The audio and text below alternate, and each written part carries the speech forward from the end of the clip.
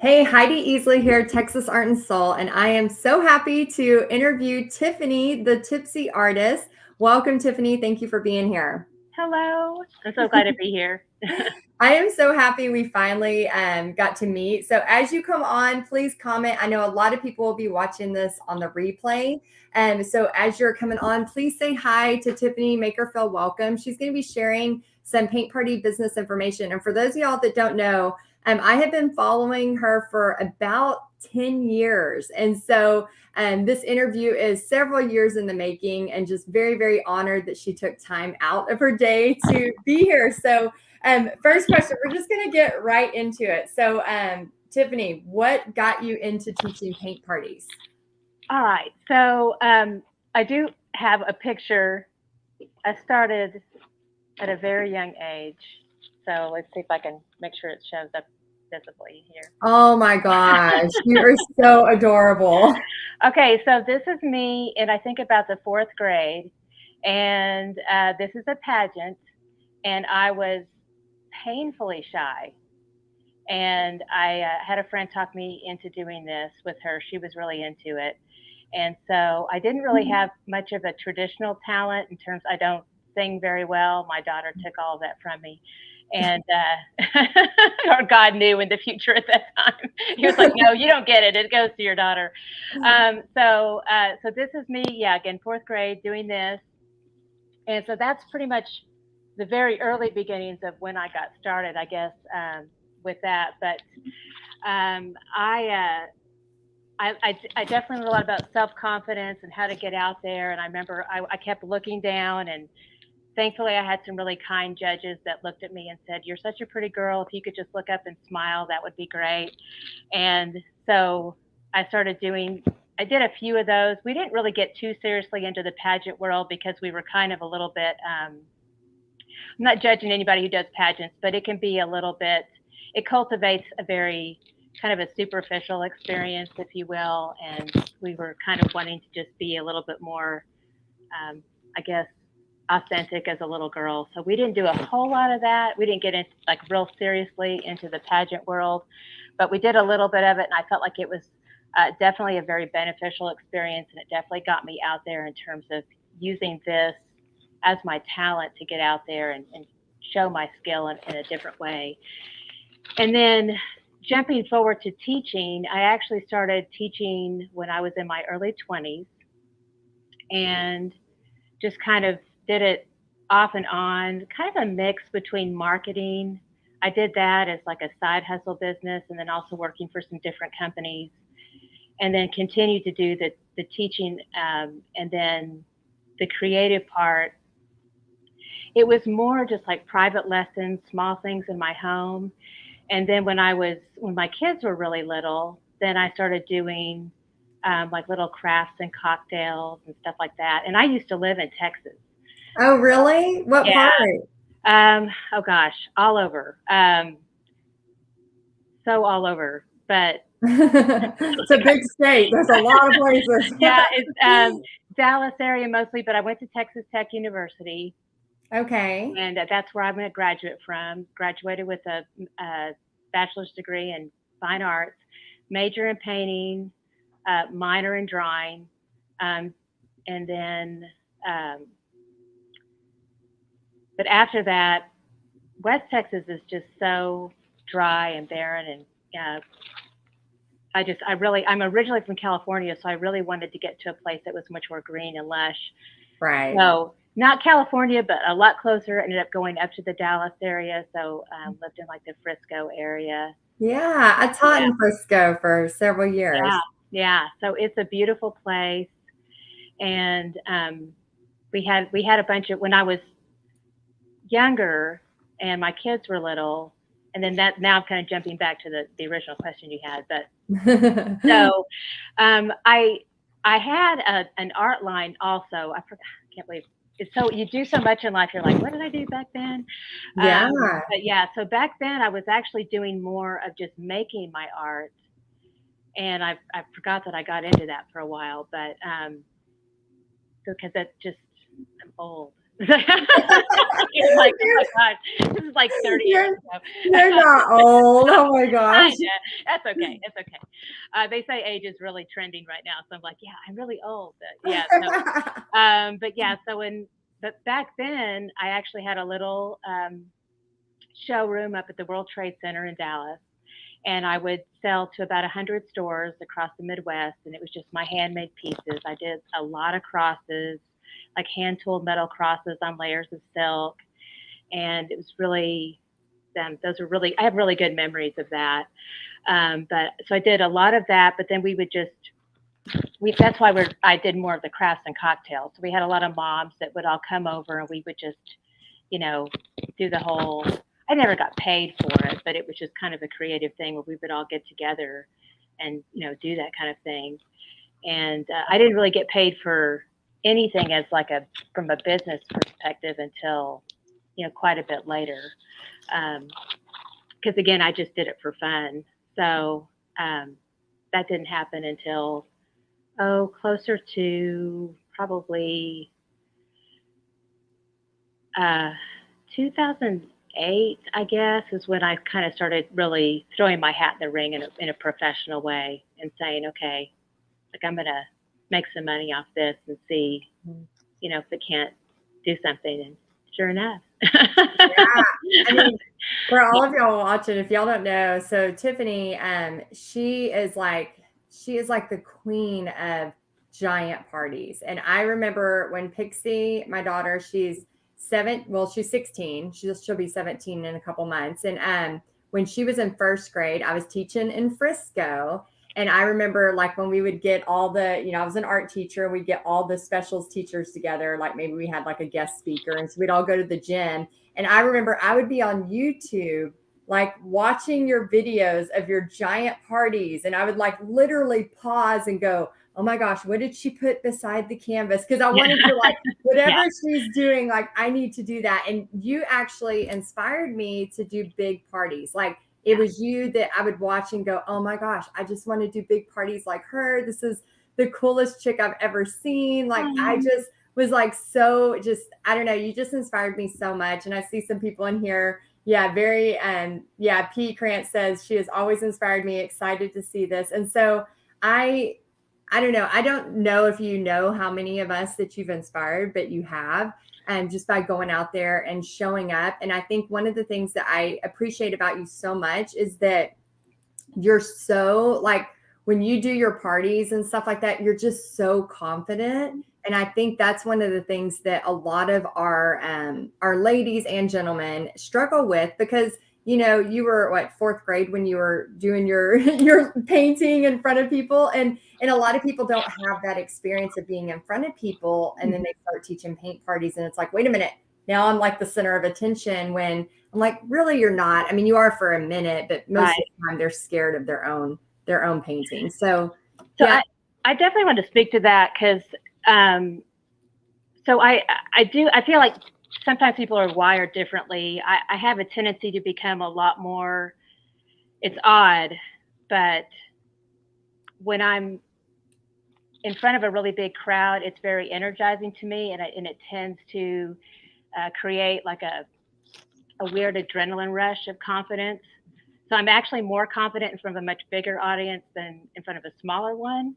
So that's kind of unusual too. But I was going to say, I think some of the helpful hints though are just to do it over and over and over and over again. And even though you may not, so the opportunities for that I think are obviously slim if you have to cultivate it. But now with everything being online, you can obviously just go live as much as possible and do it over and over and over again. So definitely just try to do it as much as possible. And then my other feelings there are, it was interesting when I started entering. I'm going back to that the trending age thing, but I've been going through menopause for about the past 5 years. Mm-hmm. And one of the interesting things about menopause is that there's a little bit of a hormonal anxiety thing that comes into play. And that was kind of a new thing for me that I had never experienced before. But yet it's very common, I think, for a lot of people And I remember I kept hearing about it in social media all the time, anxiety, and I thought, for a long time I felt sort of immune to it. And I thought, wonder what these people are talking about anxiety. And then when I had menopause, it kind of snuck up on me, and I thought, oh my goodness, this is weird, you know. But what I did was, so I actually started watching a lot of YouTube videos on how to deal with that. And but for me personally, there's all kinds of breathing techniques and counting, and there's definitely that's involved. But I try to go into each teaching class now with more of a, definitely way, way, way less ego, because that's when it really becomes anxiety driven, I think, or more anxiety, not driven, but filled in terms of the experience. But now I try to go into it with a perspective of being extremely focused on not myself, but the others, and always thinking about just service and how can I help them. And as long as my focus is on them and just trying to teach, and always just trying to teach and keep it focused on teaching and service, then I feel like that is not really an issue that much anymore. So that's, if that helps anybody, hopefully it will. But that was a big thing for me, that because initially I think we were trying to make it, when classes did get big, we were trying to make it more presentation focused. And so it kind of turned on me, where I had to try to be maybe showy or entertaining, and I felt like I had to really say certain things at the beginning, and that adds a lot of pressure. Yeah. And then now I try to back off more of that and focus more on just being other centered and teaching centered. And so I feel like no matter how big it gets, I just try to always talk about how to help others, always through this process. Yeah, it's so true. It's like anytime I'm really nervous for a big party, it's because I'm focused about how am I going to perform or whatever. But Right. as soon as that first person walks in, and now I'm drilled down to like, okay, how are you? What are you doing? Like then all the anxiety goes away. And so I did not know that about menopause though. That's something fun to look forward to. Yeah, it hit me really hard. It was during the pandemic, and I was doing a live, and I was new to all the technology. So I was a little bit just out of my element anyway. So I was kind of nervous, and I was trying to make sure everything was right. And I was going, again, doing live, and I had a hot flash hit me for about the first time in my life, where it's very unusual experience, and it doesn't feel right at all. And so it hit me, and I started to panic with the sensation, and then I started to panic because I was alive, and I didn't know. And so then I was just, and then both my hands started going numb at the same time, and I was just. I thought, and then I thought, oh my God, am I having a heart attack? Oh my And so that, God. so that didn't help my. And then I thought, and I had to tell everybody, I'm so sorry, I'm gonna have to go. And so I had to just shut it all down, and I went to the emergency room that day, because my mom's a nurse, and she was like, your hands are going down, go to the emergency room. So I went ahead, and better safe than sorry, and I went to the emergency room, and I was fine. I was just having a hot flash. Oh my gosh. Okay. But This it's all is on video, This is perfect because we have so many people that are terrified to go live. So you Yeah. have like the perfect story that you literally. Yeah, I went all in and went to the emergency room, with a panic attack. Yeah, until you've gone to the emergency room for going live, you ain't got nothing to Oh, say. you just, yeah. And this is after years of going, in front of people. So, it Mhm. happens to the best of us. So, Oh my gosh. yeah, don't ever do Yeah. that. Yeah. I always say my first lives, it looks like I was stoned. Like it literally looks like I was stoned because I was just so like scared and mellow and didn't know what to say. Like I Yeah. didn't know how to like project my voice. I mean, it was so awkward. But I mean, you got to get through those awkward Yeah. moments to get on the other side. So Right. anybody watching, please let us know if you have gone live. And if you have, let us know if you were scared or if you've had any moments. So Tiffany, so I know your paint parties, just from looking on the outside in, they look like a blast. What is one of your tips for making your paint party experience feel fun?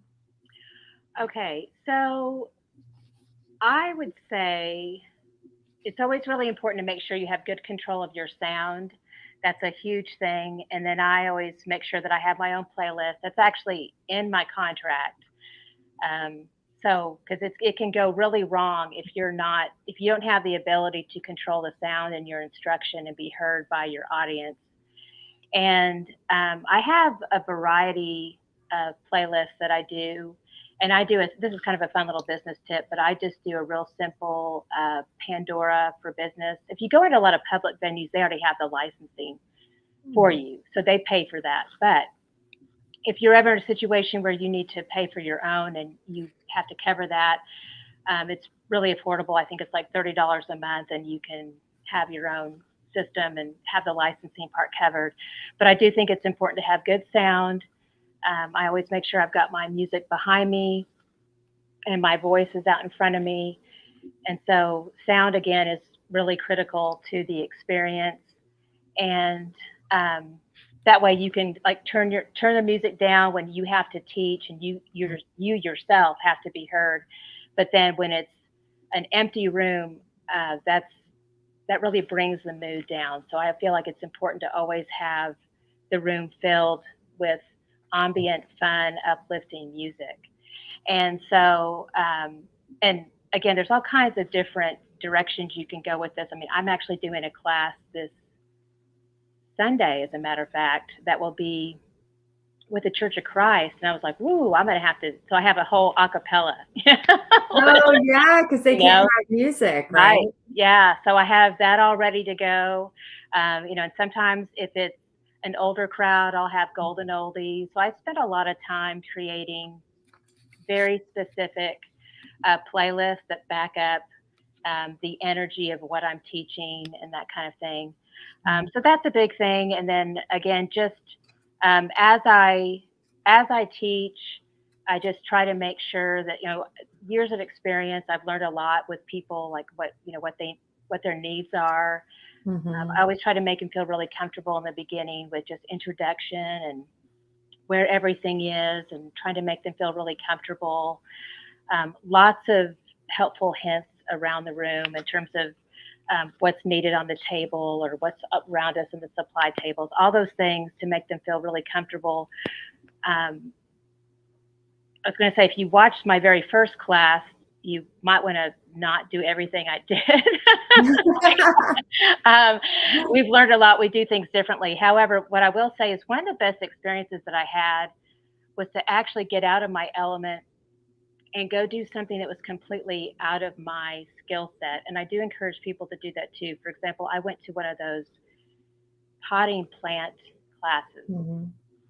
and I was surprised at how lost I felt and nervous. And my husband thought he thought I was such a weirdo. He was like, "Babe, you just pot the plant. Like, I don't know what your problem is right now." And I said, "Well," I said, "I'm just like what I was." And I was amazed at how I was overcomplicating. I said, "Well, what if?" Because on the supply table there were rocks and soil and different kinds of shovels and all these different Mhm. tools. And I was such a noob that I just thought, "Well, what if I use the wrong shovel, or what if I'm supposed to put rocks in the bottom for the drainage Mhm. system?"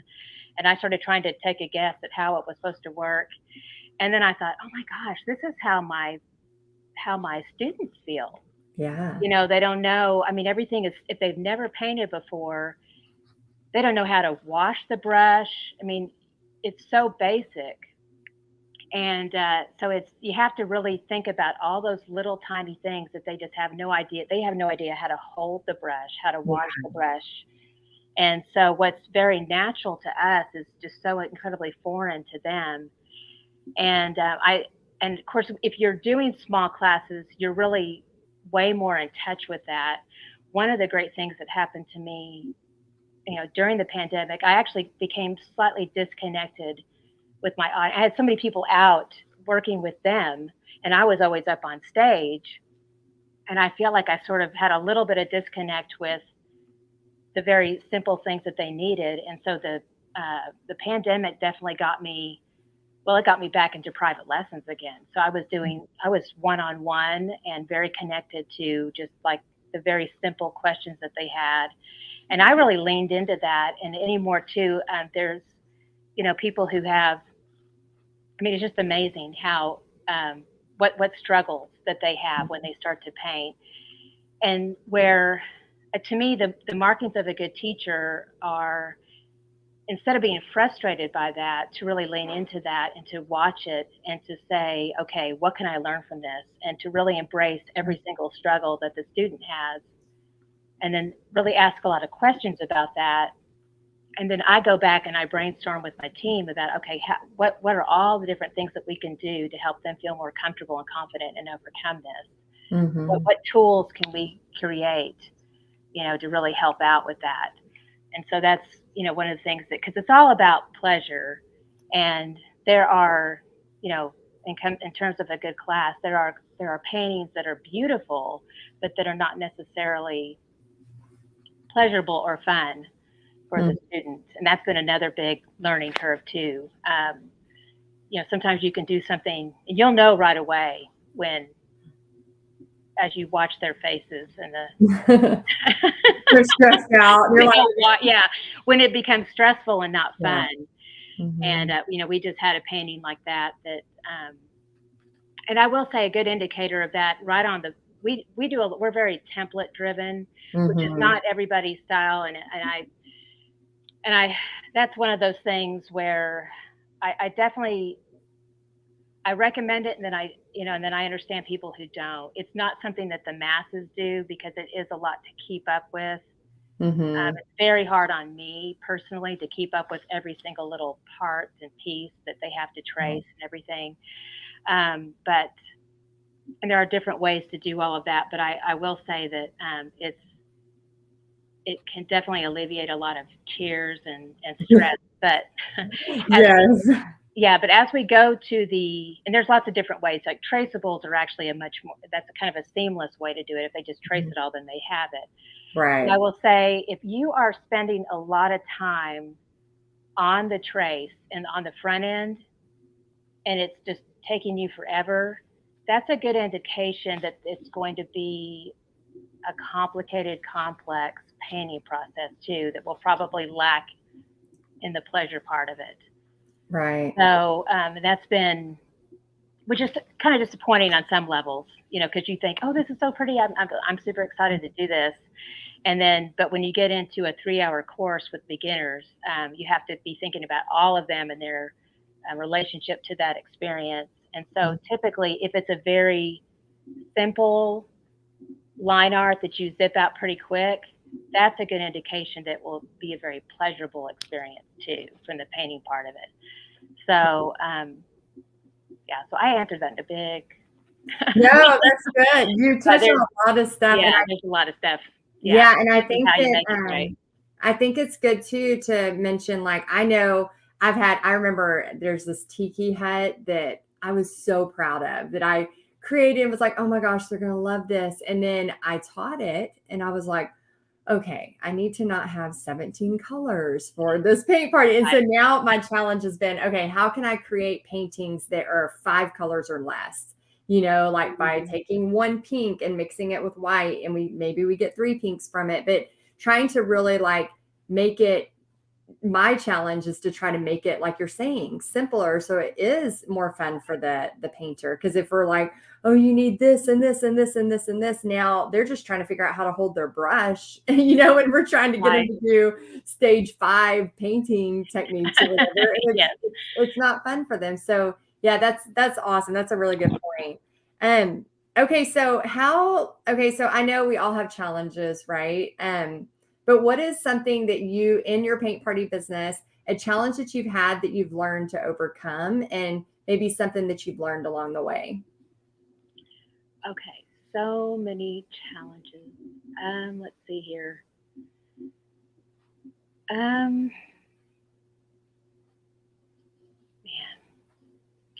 so there's so many to choose from. It's like, oh gosh.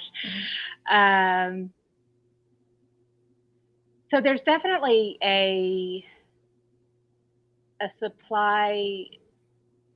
So okay, let's just talk about like supply cost too.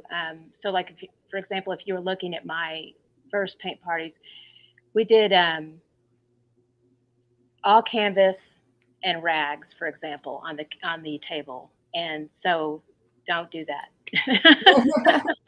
Because you're thinking sustainable. Okay, I'm going to get in trouble with all the environmentalists now. Um, but uh, I but use I paper towels and paper plates, so you're good here. so I had a laundry bill that was $800 one month, and I learned real quick on that one because that was so painful that I just Oh my gosh. yeah, because I did all canvas covers on the table, all rags, all cloth aprons. Oh my So you start doing the math and what you can actually survive. And of course, we couldn't have survived many more months of that. So we had to, completely cut that. So you learn some things there. So other things I've started to do, like you try to, we call paint liquid gold, and you're trying to get it out of the bottle. And I used to pay people to squeeze every last drop. Well, you start going back and figuring what you're paying them per hour to do that, and it's costing you more money to pay people to squeeze the paint out of the bottle. So Mhm. we started donating our mostly empties, because the other thing is you start trying to squeeze paint out of bottles and it's spraying all over the rest of your plates, and sometimes that's really annoying to the customers, and they actually want to give it back to you, and they feel like their paint's all tainted. Right. So not that that happens to anybody else's customers, maybe just mine. I'm like, it's supposed to touch. It's fine. Right, It's right, yeah. fine. So we ended up just donating, like when it gets to the point where it's just splattering everywhere and becoming really difficult, or I feel like I'm the one having to put in a lot of labor and intensity to get the last little bit of paint out. We felt like it was just not cost effective anymore. So we started donating those to the school. They love it. They have the time. All the kids can just go to town on those, half Right. empties. So, those are some learning experiences that we've had with like cost and supply, in terms of making smarter decisions as you go through time. And then other things are just, it's so helpful to actually do the math on your time. And it takes a lot of time to do this, but you hear this all the time, even with people who make the art, they'll actually sit down and calculate, like, how long did it take me to actually create this piece? And there's actually formulas you can look up with your like square footage and how much value you want to give to yourself. But as you start to do this, you want to actually time yourself. Like, how much time does it take you to fill those paint pots up? Or, because now we're in a world of maybe making kits versus like Right. in the classroom. So there's all kinds of activities that you will find. Start tracking yourself and figuring out.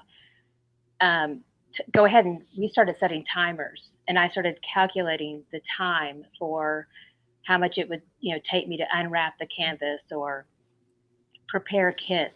And kits to me are, we make bundles of like the napkins and the aprons and the brushes all together, so it like helps us like spread them out, and when we're doing big volume and that kind of thing. Which, by the way, that's not always the best way to do it. But if you're doing volume, you really have to, or it'll take you too long. But if you're like, I just did a Mother's Day class, and I didn't want my moms, and especially a lot of grandmas, dealing with rubber bands with their arthritis. You always have to be, there's always all these little details you have to be thinking about. But when Mhm. I'm at a home studio, or if I have the time or the luxury to deal with details, and you want your presentation to be a little bit more beautiful, then you want it to look more like a place setting. And so you lay out the napkin, and you lay out the tools, and you lay out everything to where they can see it, and it's just beautiful, and the presentation's a little bit sharper. So again, there's different decisions you make for different classes that you have, but definitely take the time to calculate what your time is into everything, and then you can start to look at the end of the year at tax time. Is very revealing, and you can look at how much you make, and then versus the time that you put in, and start trying to assign yourself a value. And then that also helps you make decisions in terms of, is it more cost effective for me to hire somebody and have some help? And then that frees me up to do something else. So those are some good lessons that we've learned along the way. Because sometimes, you're trying to save some pennies over here, and then really it turns out that you're costing yourself a whole lot more. in the Yeah. long run. So those are definitely some challenges that we've overcome. And then through time, we've learned the hard way, and then we've had to come back and, just make some different decisions. Yeah, I know. I always say, don't trip over pennies to make dollars, Yeah. because a lot of times people will worry about the stuff that really doesn't need to be worried about. Hmm. And I'm like, at the end of the day, that's not, you want this to be something where they feel welcomed. You want it to be, a place where they want to come back. They want to refer their friends to you. Yeah. Right. Yeah. So yeah, definitely don't trip over pennies to make dollars, because it's going to cost you in the long run. Right. Um, okay. So let me ask you this question. Okay. What do you ever have? Because I know you're kind of like the way your paint parties are. I mean, you're the Tipsy Artist. Like, you're a big deal. Like, do you ever have those times when you feel like, oh my gosh, who am I to do this? Like, I know I've struggled. Like, sometimes I'll go on my morning walks. I try to do a morning walk every day, and a lot of times I'll leave my phone at the house because I just want to be able to just pray and just kind of like just not look at my phone for a few minutes. And so sometimes I'm like, wait a minute, like, who am I to do this? Like, who am I to do this job? Or I don't know, sometimes I have that feeling, and I know a lot of people watching do. Do you ever struggle with kind of that imposter feeling, and what do you do to overcome it? Okay. So um, I would say absolutely. I feel like I have to constantly, I guess, fight that. Really, I don't know how to say it. Fight's kind of a strong word, but maybe that's the right word. Depending on the Yeah. day. So I typically will try to, and I think it's. I don't know that I really thought about it in that specific way, because for me it's almost like a daily walk kind of a thing. But I am very intentional. I have to be with my day, in terms of I have to start the day with um, the right voice and the positive voice. And I don't know if this is, my husband says it's more of a female thing, so that's kind of, but I feel like I have, a voice that's very critical in spirit, that comes at me a lot, just almost every single day. And so I have to most definitely, as you mentioned a walk every single day. I like to start the day with I do the elliptical, and I put on, for me, I'm a Christian, so I listen to devotionals, and I do a lot of Audible books, or thank God for YouTube now.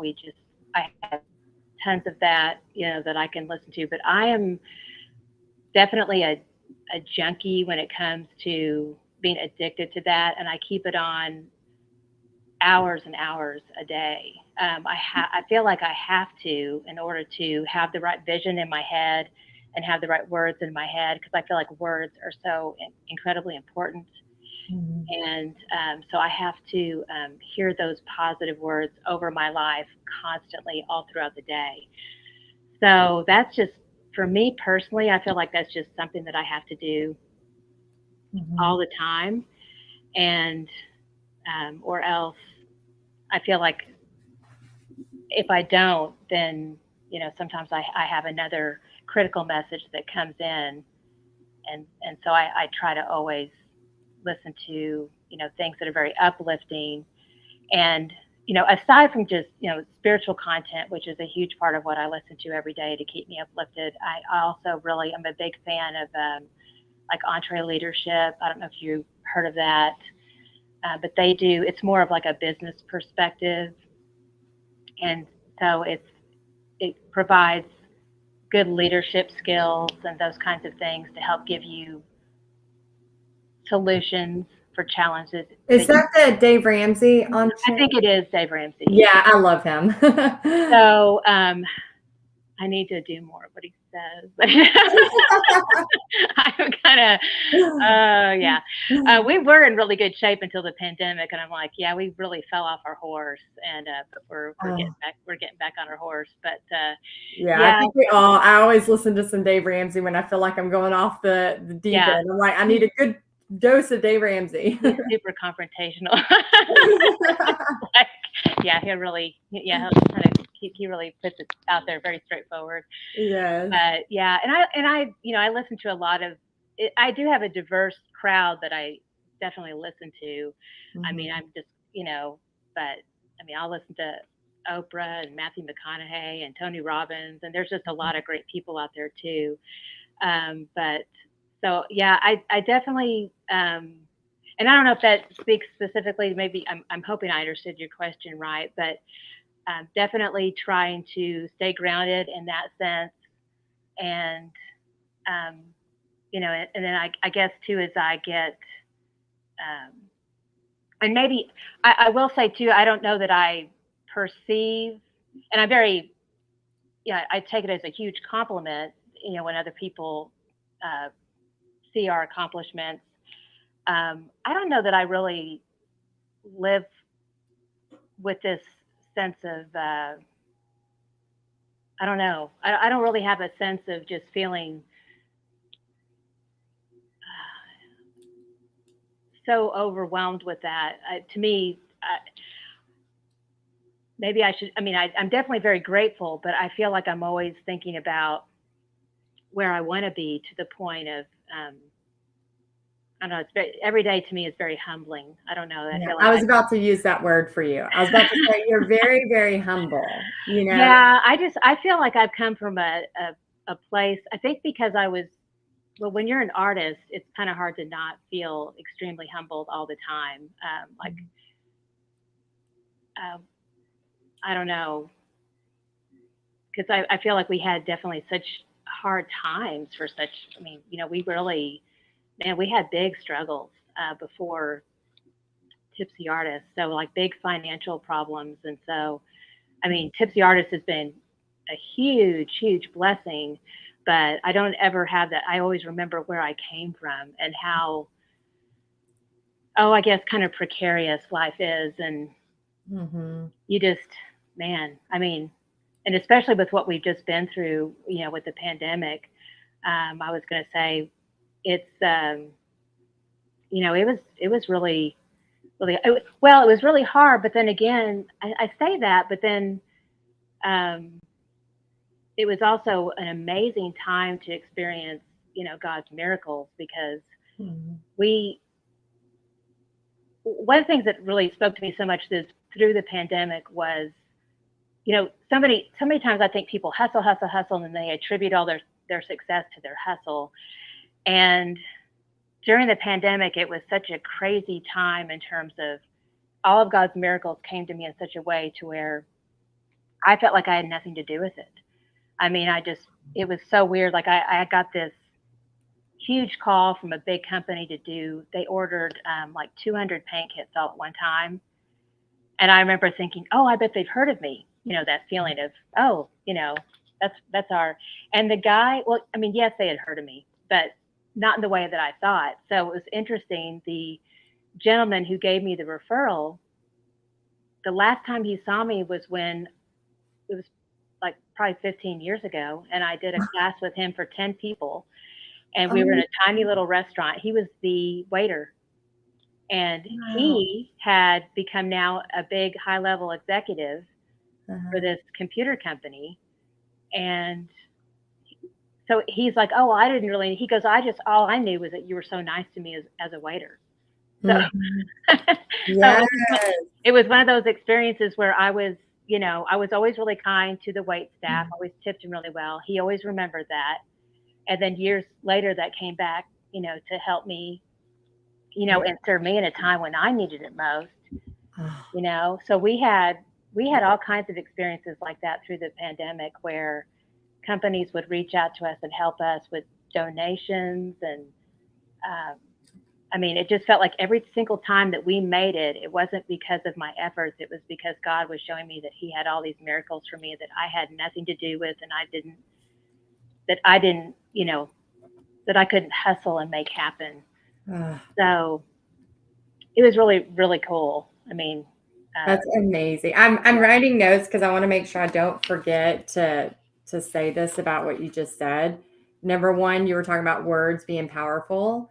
I think that's so, so important. I think that voice inside our head telling us maybe we can't do it. I truly think that's the enemy. And I think that, just constantly feeding yourself with, words of things that are good, whether it's, Bible devotions or listening to people like Matthew McConaughey. Like, it's awesome. I think that's right.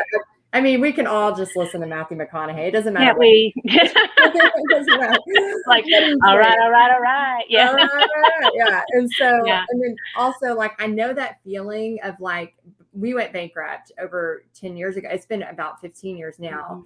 And we went bankrupt, and that feeling of knowing everything can be okay and then it can all be gone in a moment. It's just another feeling of stewardship. Like we're what we have is really not ever ours, and so how can we stewardship it? And I think you're kind of speaking into that a lot. Like, I think that's why you're probably very humble, as you that it's God's miracles, that it's God giving you these parties. And I think there's something to be said too with you being so kind to that waiter, and that small party you had. I always say never dismiss small parties. Like, big things come from small parties. And how cool was that fully came around to a time when paint parties were shut down in person, and we all had to figure out, okay, how are we going to do this? And how I remember like praying to God, going, why would you give me all of this and then just take it away? Like, I remember just having that prayer and that cry to God during that time. And I think, a lot of us did. A lot of us, were, trucking along. And then it's like, wait a minute, this isn't how it's going to be anymore. And we have to adjust and pivot and change. And so everything you're saying, I feel very, very, very deeply, because I've had things happen, and definitely, you talk about financial struggles, definitely had financial struggles in the past that they hurt. And I think when you have such a big, deep hurt, like me losing my house, like you feel that for forever. Like, that's a feeling that will never go away. Yeah, and that happened to us too, back in the 2008 thing. We had to move back in with parents, and house was repossessed, and and I remember thinking, Lord, we wrote scriptures on the walls and stuck them in. We built that house, and now it's getting taken from us, and we lost everything. Oh, I'm so sorry. I know that pain so bad. Yeah. So, but it's all right. Yeah. Now we have this big old. Anyway, we have a big old building that we are so grateful for, but it is also very I was going to say that's a whole nother podcast, but if you ever buy an old building, like, just know that you're going to be putting a lot of money into the old building and not your business. Oh my gosh. It's like the money pit type movie. Yeah. So it's like, listen, Gary Vee is another guy that, he said something interesting one time. He said, a lot of people think, that they should buy and not rent. And sometimes that's I don't know, that's an interesting thing to consider, because if your rent is 100% tax deductible, and then also you can allocate a lot more of your funds to actually go into the main dream, your main goal, which is, whatever your business is. So, but yeah, there's all kinds. That's a whole nother. That's a whole nother episode. That's a whole nother episode. Yeah. Stay tuned for part 2. Exactly. Okay. Well, let's finish on one last question. This has been so much fun. I can't tell you how excited I was just to be able to pick your brain again. Like I said, you've been very inspiring to me over the years, and I'm just so thankful to be able to watch what you've been doing, and just have something to inspire to. And I love that. So What could you say? I know everyone watching is either they own their own paint party business or they're wanting to start their own paint party business. What's something that you could say to encourage them that maybe you love about teaching paint parties that would help them? All right. So I would say to this is going to sound, I don't mean it to sound right, but to really spend some time brainstorming on what it is that makes you uniquely you, because we all have our own unique brand as our own personality, whatever that is. And so I would actually take some time to really be very intentional with that and think about that. Um, when you start to do that, because everybody's going to have their own unique way of doing things. So um, I would definitely encourage people to brainstorm on that and think about their own uniqueness with that and what it is that gives them joy and how they feel like they give joy to others.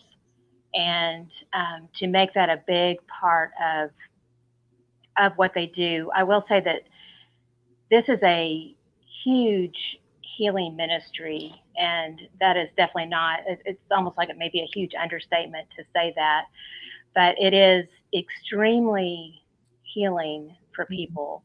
And I feel like all of us out there as a connected team across the world who are, taking all this information and providing this service for others, um, we can definitely, have a huge part in that. And I had there's two different stories that I think about in particular. I had one woman who she lost her, uh, she lost her son, and he was only about, I think, 18 years of age. And one of the things that she said, she was always coming to my classes after that happened. And she said, "This is the only way that I can ever feel normal again and just be in a present state." And so it was just a huge healing for her to be able to come into the classes and be a part of that experience.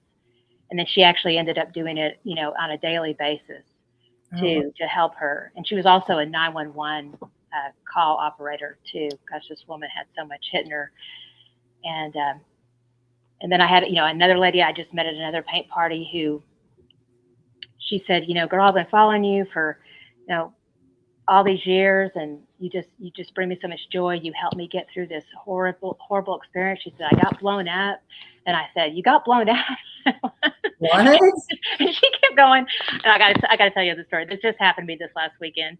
And I said, "What do you mean you got blown up?" Like, well, you can't just, because she kept going with her conversation. I said, "You can't just tell me you got blown up and then just act like that happens every day and don't tell me the details." So I'm sorry, but I'm gonna have to know.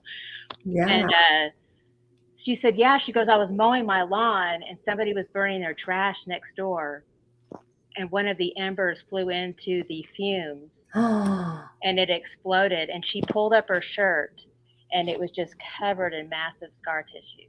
oh my God. And I was like, "Oh my gosh, you were not kidding." And she said, "Yeah." She said, "I've spent years in the hospital recovering." And she said, "It was your classes online that really helped, bring me back." And she came to our Mother's Day class and she said, this, uh, she said, "You just don't know what your experiences have done for me. And it just has meant so much to me in my healing process. And it's what kept me going." And Mhm. so, there's, all of us, wherever you're at across the world, I mean, there's all these people that you can reach. And I said I was going to tell two stories. I got a third one, but there's a lady who Go for it, girl. so she's got foster kids, and she was raised in a really bad environment herself and then ended up adopting a lot. And she said that the crafts and the painting experience helps. She said this is just science. She said it takes the there's a portion of your brain in the very back here that is chaos, but when you do the crafts or the painting, it's logic.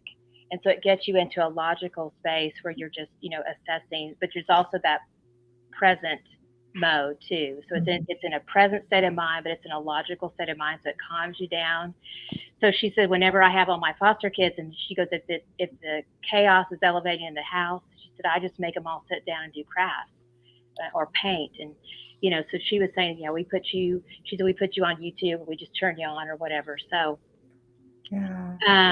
these are all, every time I hear amazing feedback stories, it all has to do with healing and giving peace and restoring peace. And so this is, again, just a huge healing ministry that we're all being a part of. And so I just want to encourage everybody to, get in there and get to work and, make more healing and peace happen. But, also, like, never feel intimidated because maybe you don't look like someone else. I mean, I don't, well, I was going to say I kind of look like Bob Ross, kind of.